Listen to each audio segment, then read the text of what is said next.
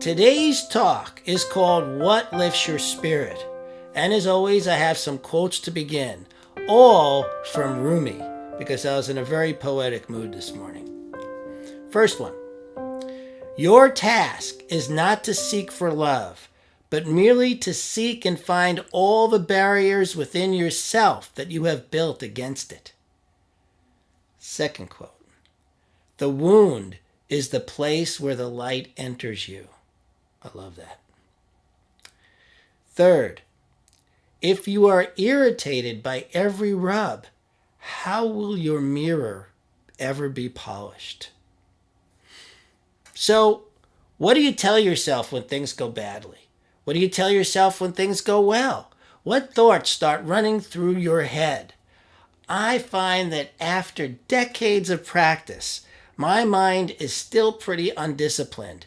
Most of the time, the first thought I have through my head is not something very complimentary about myself or the situation I'm dealing with.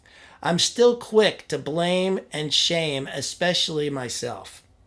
The good news is that what I do second is usually something more uplifting. Not always, but I've reached a point in my life where more than the majority of the time after my initial upset, I choose what I think and I perceive. I get to choose those things second and then uplift myself. I was working on some film for Reverend Jane the other day. It took about 5 hours to put all these clips together in a way that had smooth, to work on the audio, to get everything just perfect. And I'm really good at best practices, which is saving all along as I go. So if anything happens to the computer or whatever, I've saved the work I've done. I go through this 5 hours of work and I get to the point where it's time to hit that button that will then bring all these different clips together into one film that we can put up on YouTube or on the internet or in however we want. And something happens that corrupts the entire thing, and all 5 hours have lost, even though I've been saving it all along. It is completely lost. Now, here's the thing about that, is that not only was the work lost, but in setting up to start again, since I didn't know what happened, I didn't know whether it would happen again or not. My initial reaction, to be very clear, was not a disciplined one.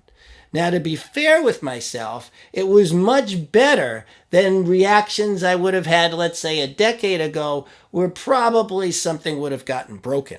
That did not happen this time, but I was still pretty upset.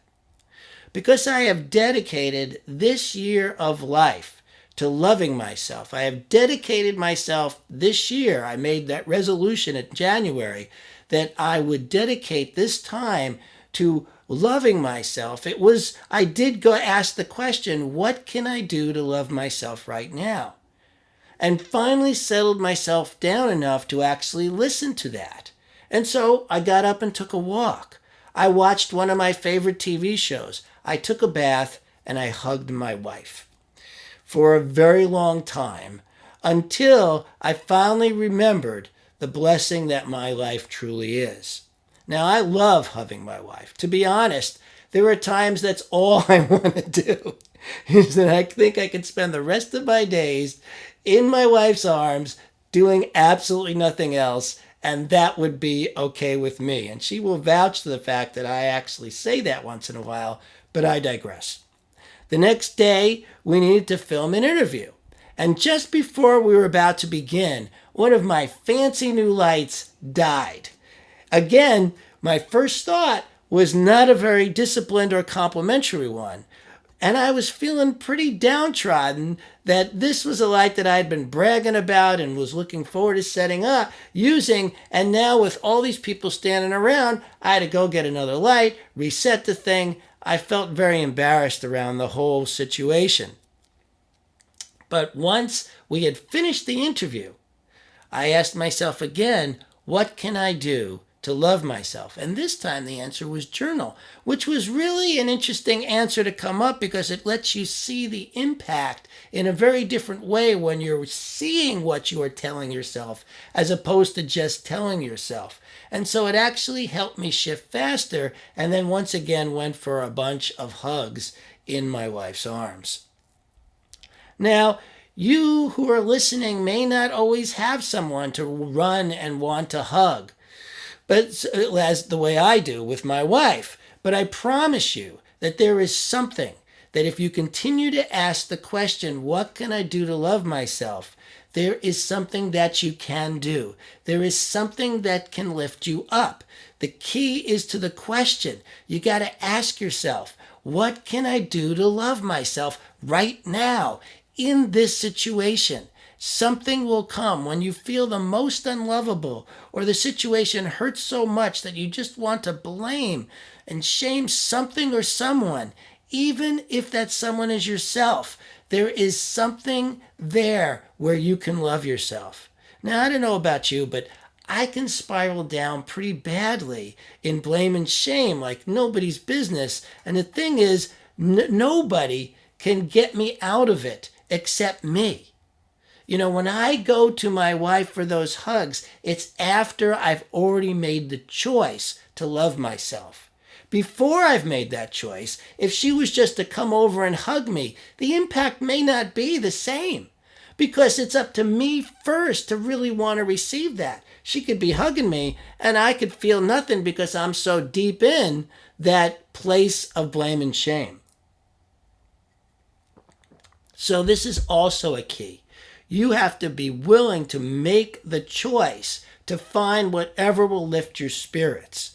You have to be, again, willing to get yourself out of that mood, and that's a choice. Now, I'm not always in the mood to be uplifted, but once I have the awareness, once I know that I'm in a bad mood or I'm down in the dumps and I recognize, I have the awareness that here I am in this place, at that moment, choice begins.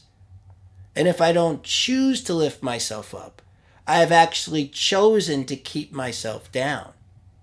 And in doing so, I've made that choice. And then nothing can shift me out of my misery.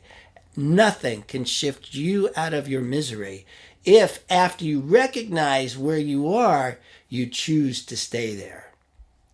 So you want to be uplifted, right? You got to want to be uplifted.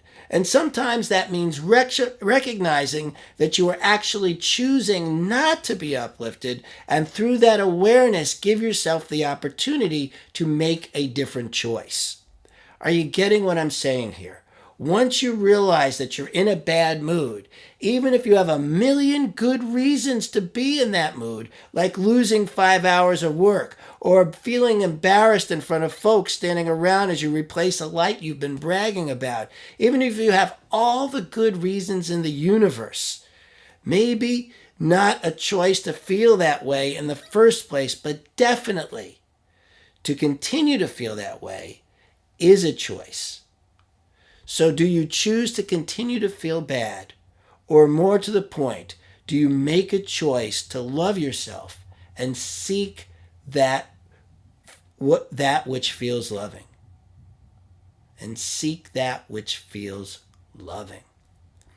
Now, I'm not talking about stealing away a grieving process over a loss. I am talking about keeping loving yourself in the forefront of your mind so that however you grieve creates healing instead of more misery. My dad died over 10 years ago, and I still find myself grieving about that on occasion. My best friend died over 7 years ago, and I still find myself grieving over that. And when those feelings come up and the tears start to flow, I feel the healing power of them and let them flow through me like a wave of love for those I've lost and a celebration for the love I still have for them in my heart. It very much feels like I am loving myself when I allow those moments to happen unimpeded. So please understand me. I'm not talking about hiding from, shoving down, or any other unhealthy way of handling life's pains. I'm talking about making the choice to love yourself and making an effort to seek that which feeds, heals, and uplifts you with the knowing, or at least faith, that there is a way to love yourself that will bring on healing and uplift you. It must exist. We are divine beings filled with the power of the One. This same power created the universe, the stars, the heavens, the earth, and every other living creature on it. An ever-expanding universe with ever-expanding possibilities.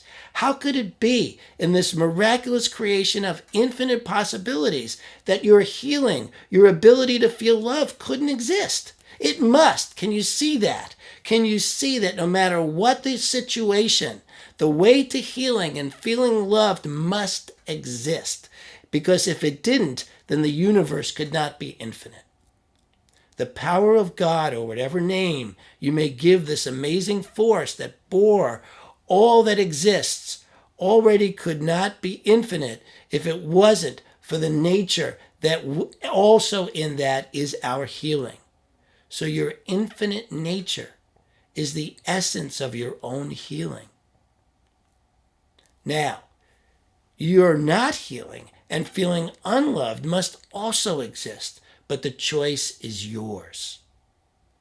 We have free will to this extraordinary power any way we want it. I have chosen to make this year about loving myself. I ask you to join me in that. Make this year, make today about loving yourself. Be persistent and keep making the choice as many times as it takes to be uplifted, to be healed, to feel loved. I love you. Thank you for listening. You are the face of God. I hold you in my heart. You are a part of me. You are the face of God.